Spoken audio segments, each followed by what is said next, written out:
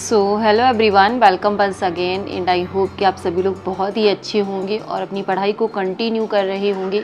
तो कहीं ना कहीं जैसे कि न्यूज़ आ रही है कि आपका यूपी टेट भी है, आपका अगस्त में होने वाला है, अगस्त या सितंबर में। नहीं भी होता है फिर भी कहीं ना कहीं नहीं पता है कि ये न्यूज़ आपकी जो है सच है या झूठ है। बट अगर नहीं होता है तब भी आपकी तैयारी आपके पास रहेगी, और अगर हो जाता है और आप तैयारी स्टार्ट कर देते हैं तो वो चीज़ें आपके फेवर में कहीं ना कहीं रहने वाली हैं। और डीएसएसबी की प्रिपरेशन मैं कर रही हूँ इस टाइम पे, और साथ में केवीएस की इंटरव्यू की भी। तो देखते हैं कि केवीएस का रिज़ल्ट वगैरह कब आता है। और उसके बाद जो है आपकी डीएसएसबी के पार्ट बी की जो प्रिपरेशन है, ये बुक है, ये विट्स युवा करके है। ये बहुत पहले दीपक शर्मा की बुक है और बहुत पहले हिमांशी मैम ने मुझे सजेस्ट किया था जब मैं सीटेट की प्रिपरेशन कर रही थी। मैंने उसी टाइम पे इसको मंगाया था।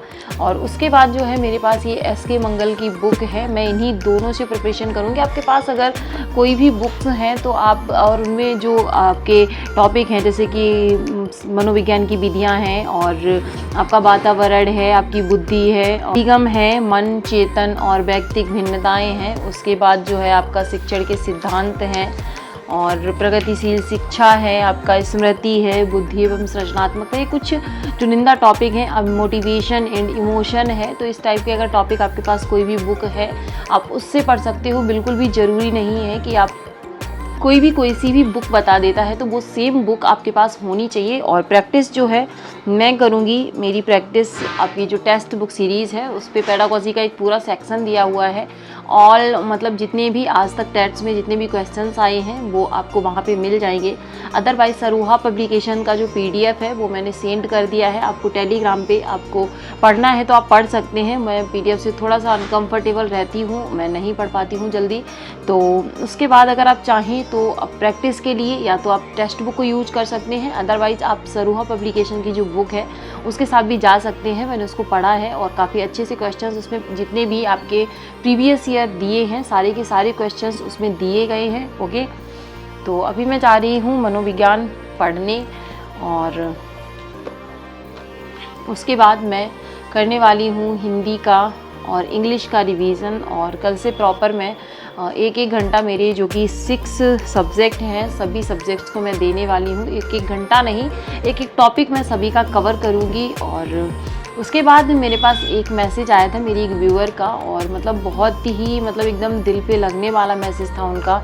और जिस तरीके से उन्होंने अपनी लाइफ को डिफ़ाइन किया कि सुबह से शाम तक वो क्या करती हैं, तो सच में मतलब ऐसी चीज़ें कभी ना कभी सोचने पे मजबूर ज़रूर कर देती हैं कि क्या लड़कियों के सिर्फ इतना ही काम होना चाहिए कि घर में जितने लोग हैं सिर्फ उनकी सेवा करना, क्या उनकी कोई अपनी लाइफ नहीं होनी चाहिए, क्या उनके कोई जो अपने ड्रीम्स हैं वो नहीं होने चाहिए। तो उन्होंने बहुत ही काफ़ी लंबा कमेंट्स था, मैं यहाँ पे शो भी कर दूँगी साइड में।